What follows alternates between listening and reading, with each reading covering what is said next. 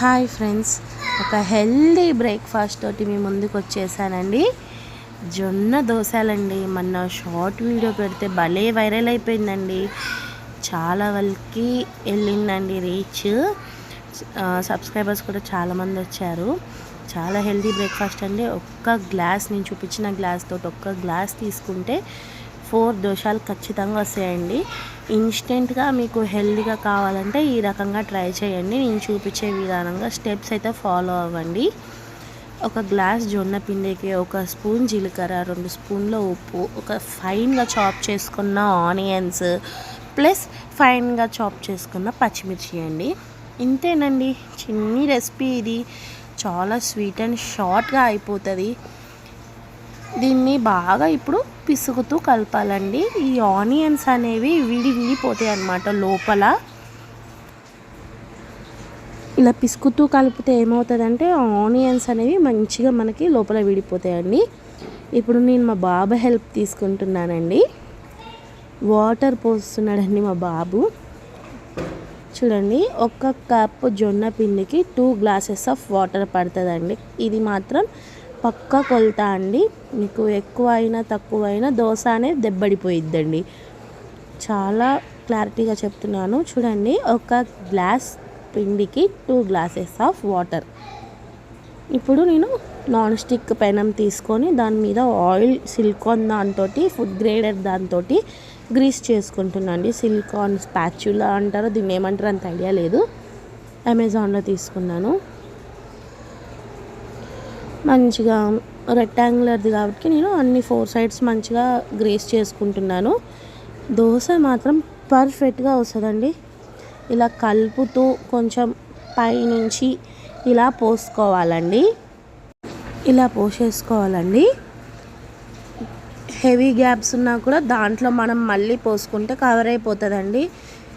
చాలా క్రిస్పీగా వస్తుందండి దోశ మాత్రం. అందులో మీకు ఏ డోకా, ఏ థాట్ అంటే ఏ డౌట్ ఉండొద్దండి. ఇలా పెద్ద పెద్ద గ్యాప్స్ వచ్చినా కూడా మనం పిండి పోసుకుంటే సెట్ అయిపోతుందండి. నేను 4 సైడ్స్ ఈక్వల్గా చేసుకుంటున్నానండి. ఇప్పుడు మళ్ళీ దీని మీద ఆయిల్ గ్రీస్ చేసుకుందామండి. దోశ అనేది చాలా పర్ఫెక్ట్ వస్తుందండి. నేను దీని మీద ఆయిల్ గ్రీస్ చేసుకుంటున్నాను. దీని పెంకుకి అంటుకోవడము, పెంకు నుంచి రావకపోవడము అనేది అంటూ ఏమీ ఉండదండి.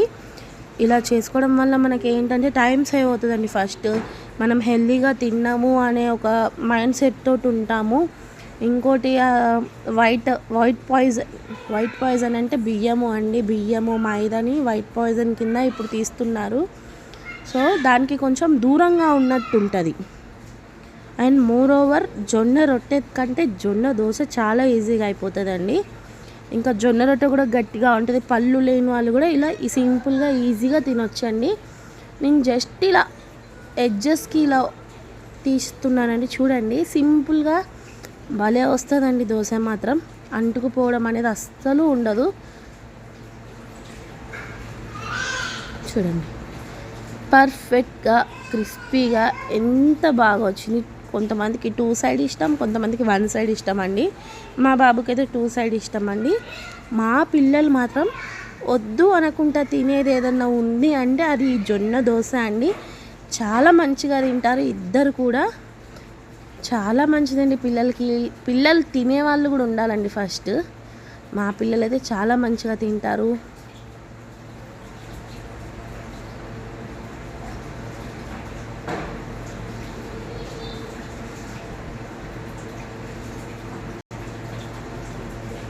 చూడండి, చాలా క్రిస్పీగా వస్తుందండి దోశ మాత్రము.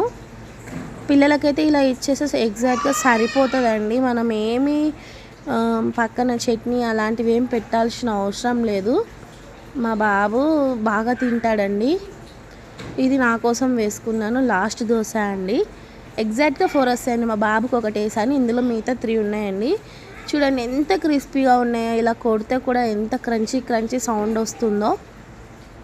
ఇప్పుడు నేను ఇందులో మన కొత్తగా పెట్టిన ఆవకాయ పచ్చడి టేస్ట్ చేద్దామండి.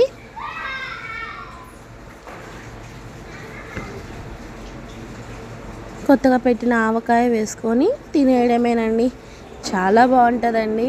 ట్రై చేయండి. హెల్తీ బ్రేక్ఫాస్ట్ అండి. ఆయిల్ తక్కువ కూడా వేసుకోవచ్చండి, తక్కువ కూడా తినొచ్చండి. దీన్ని ఇలా కూడా తినొచ్చు, లేదంటే ఏదైనా పచ్చడితో కూడా ప్రిజర్వ్ చేయొచ్చు.